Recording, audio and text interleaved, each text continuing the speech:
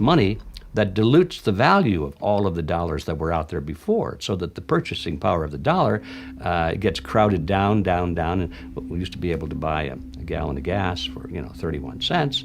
Now it's hitting around $5. The average guy in the street is affected by inflation because of the loss of purchasing power, and as a consequence his standard of living is declining if he can't keep up with the inflation rate.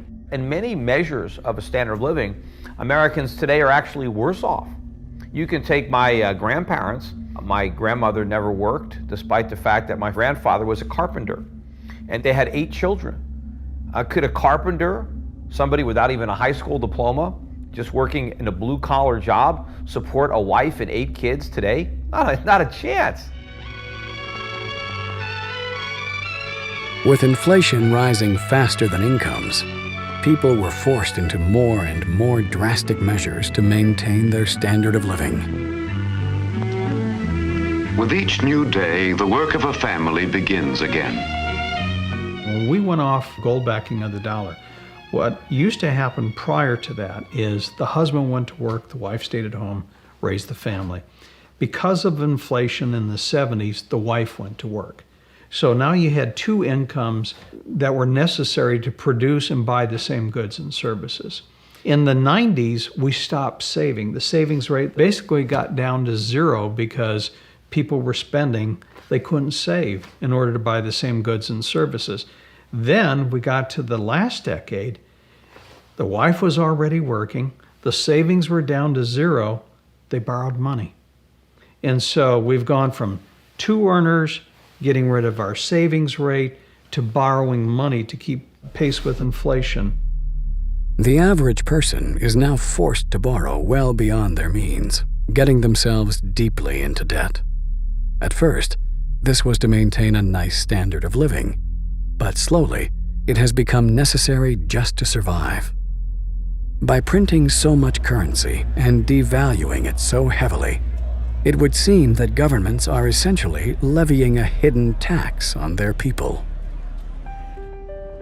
Central banks try to say that 2% or 3% inflation is a good thing, and they make that a target. Well, it's still a tax. Why is 2% inflation or 3% inflation better for the country than no inflation?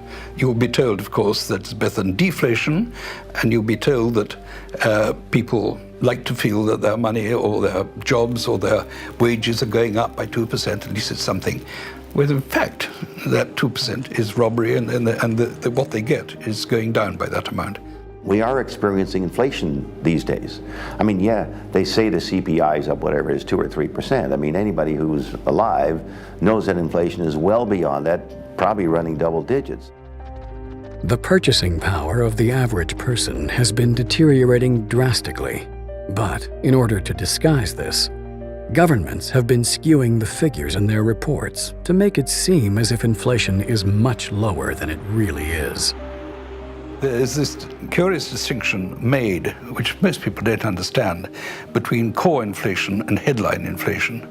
The core inflation is the sort of basic 2% target, which doesn't matter, and the headline inflation is once you include all such of things like energy prices and sudden tax rises and the rest.